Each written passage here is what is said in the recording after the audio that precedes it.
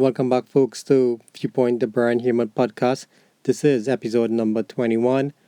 Remember, folks, you can find this podcast on iTunes, Google Podcasts, YouTube, Twitter, and to all my international friends out there, remember you can check us out on Spotify. So, I have not done an introduction for this podcast episode because it's my intention to focus on one topic. But if time permits and I do find that I can sneak in a couple other points, a couple other topics, then I'll do so at the end. But right now, I want to focus on this one topic that's been affecting us. Um, this Venezuelan immigration crisis that's been affecting us for a while. But specifically, I want to focus on how this all started and what's the implication for this going forward. So, this entire topic is like a octopus. There's so many legs, so many different dimensions that once you start talking about it, it becomes, well, for me, I guess it becomes kind of emotional because when you look at what's happening. But having said that, forgive me if I just go off on tangent on some of these different issues with regards to this topic. But that's just the nature of how this goes, I guess. So where do I want to start? I want to start off from Port of Spain, Immigration Head Office. I'm not quite sure if any one of you all had the opportunity of passing in front of that office. It's on Richmond Street. I think Richmond Street. That's where it is, and see the length of the lines with all these people trying to get access to the immigration office. But besides that, this is COVID, and whatever stupid law they pass and they want us to adhere to, then it creates a line. I'm not concerned about the lines. What I'm concerned about is the treatment method of these people outside there waiting. But the majority of them being Venezuelans. I've actually seen how they were treated and how the security, the police officers deal with these people. It left it leaves a lot to be desired when you watch how they treat them. I mean, these people leave Venezuela to come down here seeking assistance and to go in front and be given such inhumane treatment, be spoken down to like almost like if they're animals. And these are things talking about that I've actually witnessed. Trinidadians like to go across to America and to all these different countries and complain about the bad service that they're given. Right in our own backyard here, this is taking place and no one says nothing. No one speaks up about it at all. But beyond that, that was just the starting point for what I want to say in regards to this whole thing. How did this all start? This started when Hugo Chavez passed on the entire leadership role for the government to Nicolas Maduro. Now, all these elections on Nicolas Maduro's so-called one were rigged elections. So they have no legitimacy, no recognition across the world by any major world power. For some strange reason, Trinidad and Tobago was one of the only government that seems to recognize the Mr. Maduro regime. But we get to that as I go on rambling. And so our Prime Minister continues to support this Nicolas Maduro guy in Venezuela. No matter how much human rights abuses, how much elections that he's stolen, nothing like that. And that in on itself has created a situation where there's mass amount of people leaving Venezuela. And some of them are even ending up right here in our own backyard in Trinidad and Tobago, creating a crisis in on itself in terms of our capacity and our ability to deal with them. Now, I want to say that how, as it relates to immigration, I stand with regards to the laws of Trinidad and Tobago being followed. Coming in illegal way, the right way. But having said that, however, and looking at what's going on in Venezuela in terms of the humanitarian crisis taking place here, those people don't want to leave Venezuela just to come down here for fun. It's a battle of survival. Venezuela was one of the world's richest economy before Maduro and Chavez took over the country and grinded to the ground. Sounds familiar to you guys? Sounds familiar to where Trinidad and Tobago was and where we currently headed? Those people coming to Trinidad in search of food, jobs. They run away from a system of a government that's committing human rights abuse. And this is not just my words. This is words from all those people like to believe in United Nations. Well, yeah, they are the ones saying that as well. That Nicholas Maduro doesn't believe in human rights or anything like that. Those people are running away from that in search of a new beginning. Now, the borders of Trinidad and Tobago is open, and it's totally open. You remember when Kamala Prasad Bisesa was in government, she bought some Demons vessel and interceptor helicopters to lock down the borders. Non-existent anymore. So what do you expect to happen? What do you expect to happen when a prime minister is openly supporting what is clearly a dictator in Venezuela? Where do you think the people are going to come? If the prime minister of Trinidad and Tobago is openly supporting Nicolas Maduro, wouldn't the people figure out at some point in time, you know what, maybe Trinidad and Tobago is going to be a bit more lenient to them and they're going to come here? They're coming into siege us and to all over open borders in Trinidad and Tobago en masse. Now, eventually, I suspect that people are concerned with regards to the healthcare systems and other systems are going to be overburdened and are going to collapse. And what is the burden that's going to happen in terms of the greater Trinidad and Tobago, the economy and all that? Well, I want to say, you know, even though this situation has been brought to the attention to the media for the last few years, especially with regards to some court actions being filed to prevent the deportation of Venezuelans nationals, we get to that too because you know what? Let's deal with that one time. Like I said, forgive me if I'm rambling. There's so many different dimensions to this. You know, Nafisa Mohammed and a couple other lawyers, filed applications to prevent the deportation of some Venezuelan national. Lo and behold, like a thief in the night, nobody knows who or what, how this happened, but these Venezuelan nationals were deported against the wishes of a judge. Now, if that would happen to you, if a high court judge were to give instruction to not to deport these, not to do something, and you broke that high court order and continue as per, you would be held in contempt of court. But for some strange reason now, no one seems to be wanting the Holy Minister of National Security to contempt. You are now alleging the fact that the Attorney General as well, that how you did not receive the documentation from the High Court as regards to preventing the Venezuelan nationals from being deported. Everybody knows that's a technique in court that you use to say, you know what, I haven't been served with the documentation, I've never received documentation, so that's why I proceed as normal. It's an old trick in the book that not just lawyers use, but defendants use it as well. But having said that, going back to the point where I was talking about how what caused all this situation with the prime minister supporting Maduro and all that stuff. You know, when I look at this entire scenario, and I can't help but feel that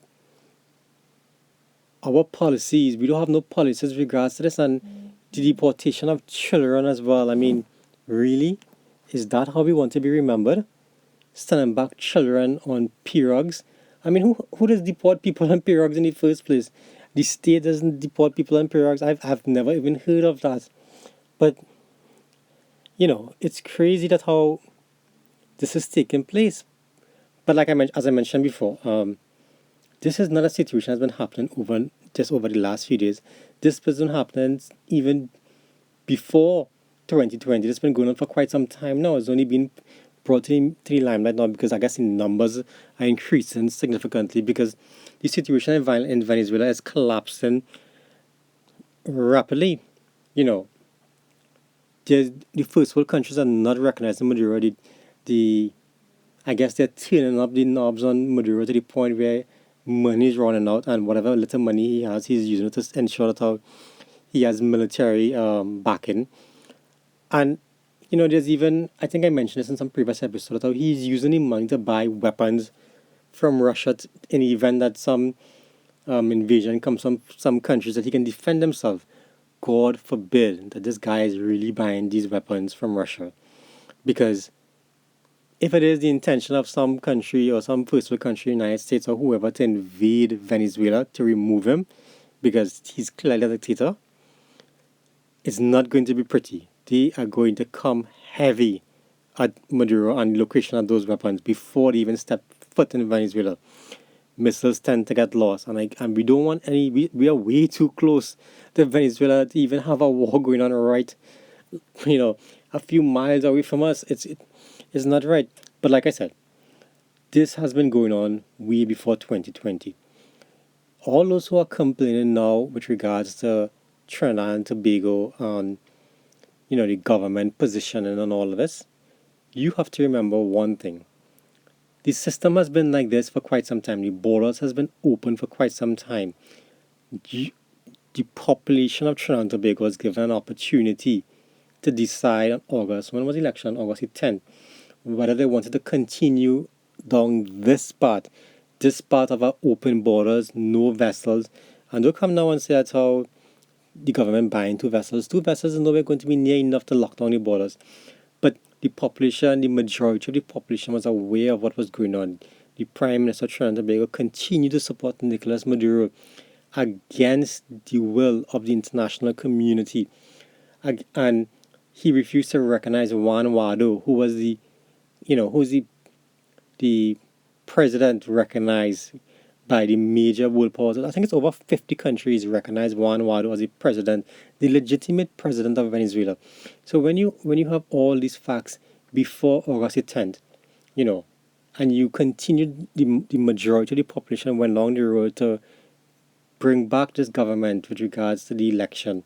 Not just what's going on with Venezuela, when you have Delcy Rodriguez landed in Trinidad when borders were closed for nationals and non-nationals. United States talking about the Rio Treaty going on, and we break the Rio Treaty. But, elections have consequences. And the fact that the majority of the people in Trinidad and Tobago placed back this government in office meant to say that how they agree with the proposals and what was taking place with regards to this whole Venezuelan crisis. Fast forward to present day now, where all these people are coming in. They are coming in because they feel some level of comfort. Now, the Prime Minister, for whatever reason, feels comfortable with Nicolas Maduro, clearly. He says that how, and some other CARICOM nations believe that how, in this non-interference, but they say non-interference on one side of the mouth, but the next side of the mouth is supporting Maduro. The Prime Minister of Trinidad and Tobago went to Parliament and said that they recognize Nicolas Maduro as being the legitimate president of Venezuela.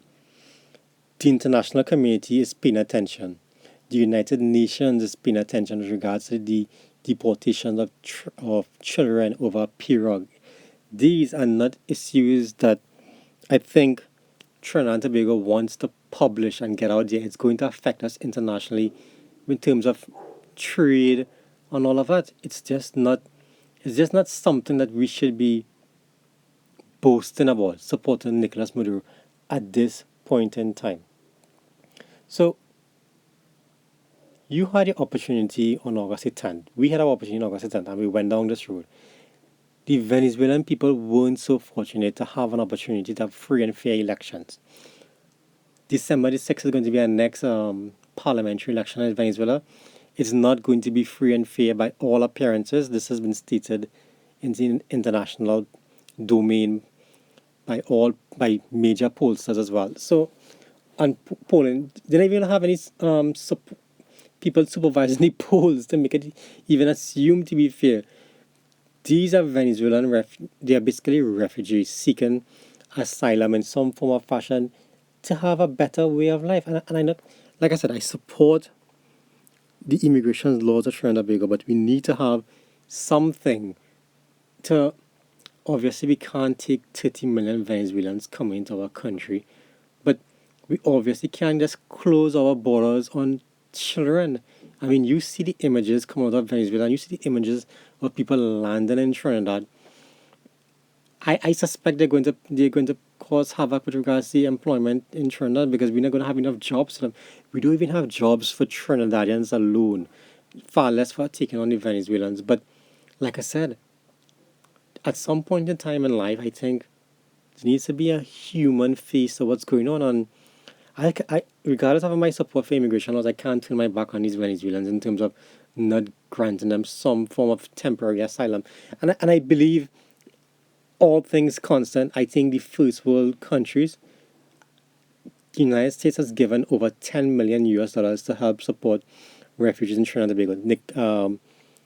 Ambassador Modelo has said that before, and I think if we negotiate and talk to these powers that be in terms of the first world nations, we can get additional funding to help, secure these refugees in some form of fashion temporarily until this whole crisis in Venezuela has come to some form of ending.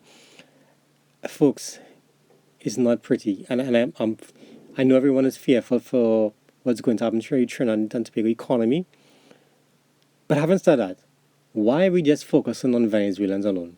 I mean, if you're against Venezuelan coming into Trinidad and Tobago, then you should be against anybody from that coming into Trinidad and Tobago illegally, whether it be Grenadians and Vincents, Guyanese, wherever, from wherever part of the world, Chinese, wherever, you should be against them as well. But I get the feeling that we're just, you know, cherry picking Venezuelans because of what's been going on in their country. But there are illegal people in Trinidad and Tobago from all over the world. You see, yes, Venezuela is the biggest problem at this point in time, but I always believe in having the same standard. And I think if it is that you don't want illegal immigration from Venezuela, then we shouldn't want it from anywhere. We shouldn't just cherry pick and create some sort of culture fear or panic against one section of people as compared to the others. There are Chinese nationals in Trinidad and Tobago, and I'm sure everyone sees them, and we know that they don't have the documentation, but nobody talks about them, like how they pick on the Venezuelan.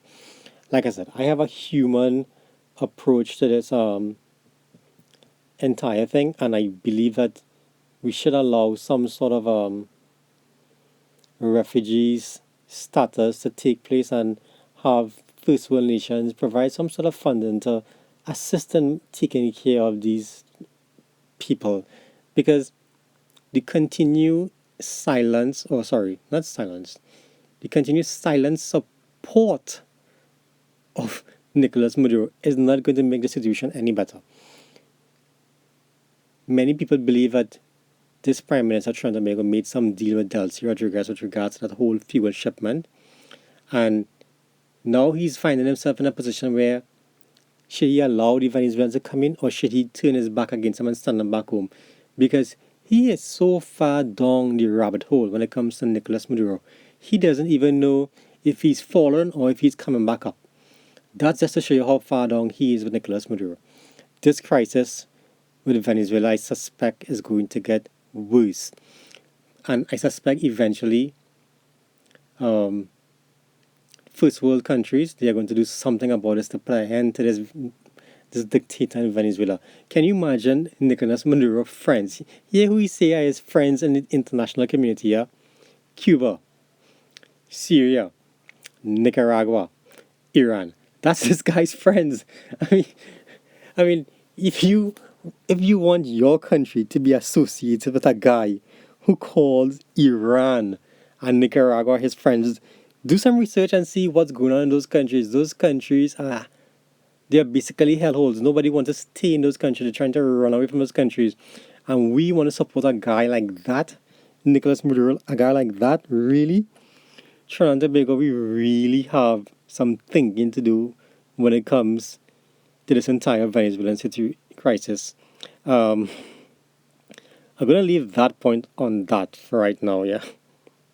Yeah, leaving that point just as is for now, because, the more I talk about this and the more I see what's going on in Venezuela, children, I think Trinidad and Tobago, I think we need to have some compassion. These are children I see, and it's very moving. I know most of you guys out there have kids, and just imagine this happening to you. You would want to help, and that's how I feel. I look and I see the adults, but I see the kids, and I just wonder that what is to happen to their future. What is their next stage in life?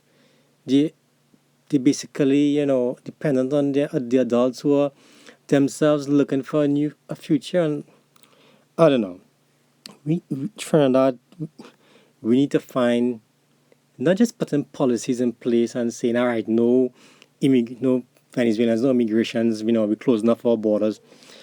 And then what? And let's just say we were to do that. Then what? So what? We're going to sit idly by and just watch as people suffer inhumane treatment. Maduro is a dictator. I've mentioned that in this podcast. I've mentioned a lot of things when it comes to Maduro, and his relationship with this government in Trinidad here. But we just can't sit idly by and just do nothing. I don't think that's who we are as a people in Trinidad and Tobago. We've never been unwilling to help people. Yeah, I know the numbers are big when it comes to how many people coming over, but still, I mean, kids, folks, this is kids. I mean, this is, I don't know. I just see myself, or I picture myself in their position and how I would expect other people to deal with me in that situation, and I can't see myself. I don't know. I just don't like it. I don't like the whole situation at all. I hope you guys share my thoughts as in regards to these Venezuelans coming to our country. I know our systems are, the capacity is overburdened. I mean, you know, let's not even talk about the capacity, as I mentioned before, overburdened. We don't have no system. We never had any system. I mean, you see how we're dealing with COVID-19. You've heard my views on COVID-19, and we start at one point, and when we reach our next point, we start back at the next PCM where we started again, and it's all a mess. And it's the same thing with our immigration policy in Trinidad and Tobago. You know, I don't know, folks. I don't know. You know what? I really should leave that point here. It's becoming overbearing. Let's watch what's happening. Let's gonna see what's gonna happen over the next few weeks, and maybe I come back to this topic again at some point in time. But on another note, did you guys see this video circulating with some police officers how they dealt with some guy who wasn't wearing his mask, and they tased at the guy, and one of the officers put a gun over the guy's head and said, "Oh, he will shoot him if he keep moving." I mean, really? I mentioned on this episode that how when you create stupid laws and you put those laws in the hands of the officers of Trinidad and Tobago to enforce, these are the same officers who, they can't do police, and they're not trained for that. Their qualifications for becoming an officer are so basic that the concept of de-escalation or community customer service and community service is beyond them. They don't even know how to start with that. And you give them more laws, more complications to add to their life, and then when they behave like this, we are surprised. That's why I think in my last episode I mentioned thank God the opposition didn't support that anti-gang bill, because look how they behave with this simple mask bill, something as basic as that, and you want to give them powers to break down your door without a warrant to come into your property, on some sort of suspicion. There was the next episode where I saw some civilian slap some police officer because the police officer, for whatever reason, I've seen the video, and I don't understand. Yeah, the guy was probably raising his voice and whatnot, but why would the officer attempt to put his hand on the person for not doing anything? That obviously triggered a response. Just something like I mentioned, just de-escalation of a situation. If it is that the law is to give the guy a ticket, give the guy a ticket and move on. Once he doesn't do anything other than that, then give the guy a ticket and move on. There's no reason to argue and to have these talk back and these things. It's petty. Police officers need to understand that their role and do their jobs as per the law. Because my fear with when Parliament gives these stupid laws is because they're giving officers additional burden and we already know the capabilities of our police officers. When you pass laws in situation out of crisis, like something happened abruptly and it's so critical that you said to pass a law on one situation only, that's the worst type of law to pass.